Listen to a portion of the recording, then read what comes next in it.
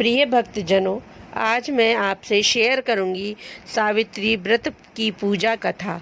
सबसे पहले आप सभी को बट सावित्री व्रत की शुभकामनाएं।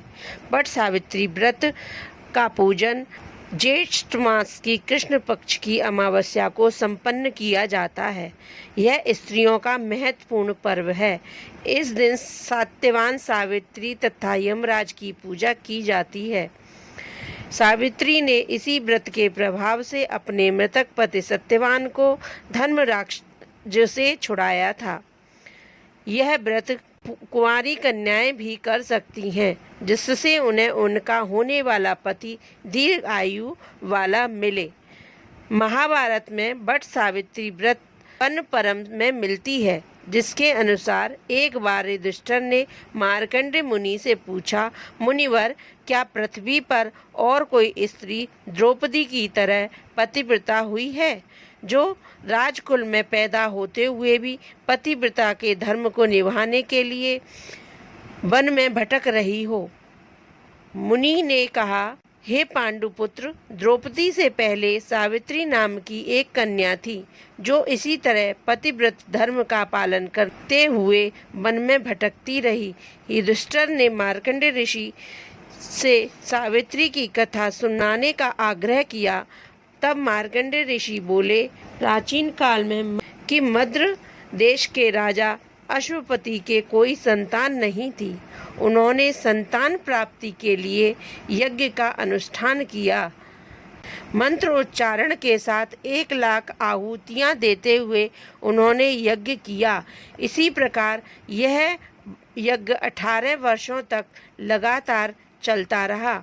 तब ब्रह्मा जी की पत्नी सावित्री देवी ने प्रसन्न होकर राजा को वरदान दिया, जिससे उन्हें एक पुत्री प्राप्त हुई, जो सर्वगुण संपन्न। सावित्री ने पुत्री के रूप में अश्वपति के घर में जन्म लिया।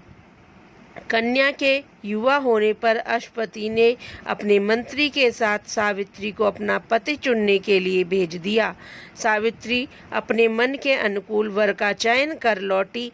उसी दिन देव ऋषि नारद मुनि वहां पधारे। नारद जी के पूछने पर सावित्री ने कहा, महाराज, धूम्रसेन के पुत्र सत्यवान की कीर्ति सुनकर उन्हें मैंने पति रूप में वर्ण कर लिया है। नारद जी ने सत्यवान तथा सावित्री के ग्रहों की गणना कर अश्वपति को बधाई दी तथा सत्यवान के गुणों की भूरी भूरी प्रशंसा की।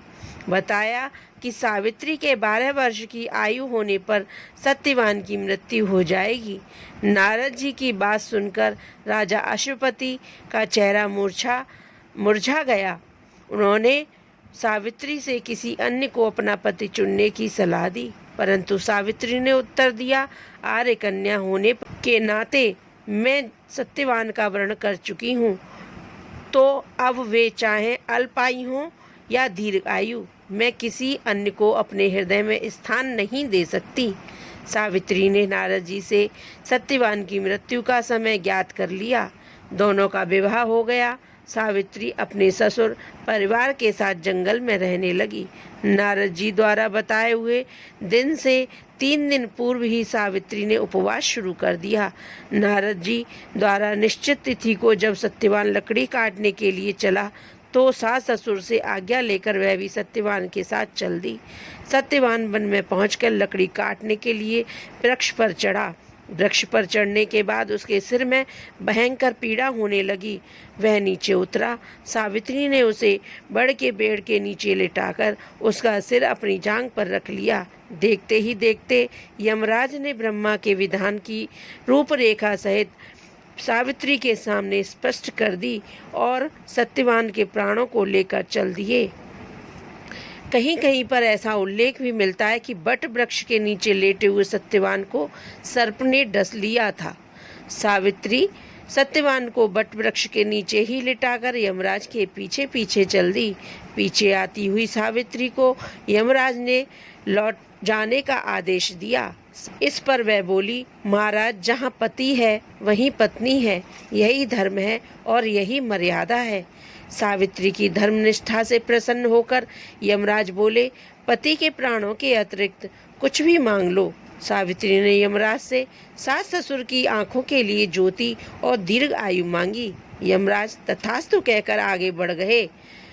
सावित्री भी यमराज का पीछा करती रही। यमराज ने अपने पीछे आती सावित्री से वापस लौट जाने के लिए कहा तो सावित्री बोली, पति के बिना नारी के जीवन की कोई सार्थकता नहीं है।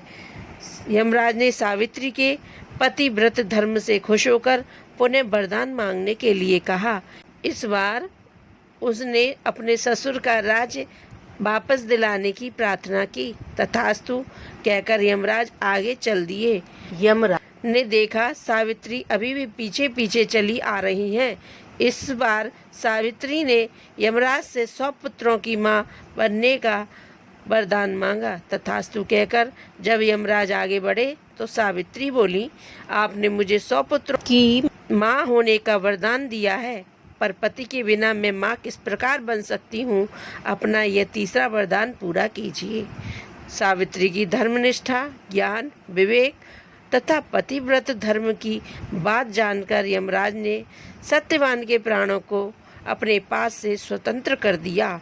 सावित्री सत्यवान के प्राणों को लेकर बट वृक्ष के नीचे पहुंची। वहां सत्यवान का मृत शरीर रखा था। सावित्री ने बट वृक्ष की परिक्रमा की तो सत्यवान जीवित हो उठा। प्रसन्नचित्त सावित्री अपने सास ससुर के पास पहुंची तो उन्हें नेत्र ज्योति प्राप्त हो गई।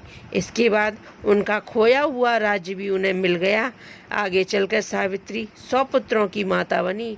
इस प्रकार चारों दिशाओं में सावित्री के पतिव्रत धर्म के पालन की कीर्ति गूंज उठी। बोलो बट वृक्ष की जय, सावित्री देवी की जय।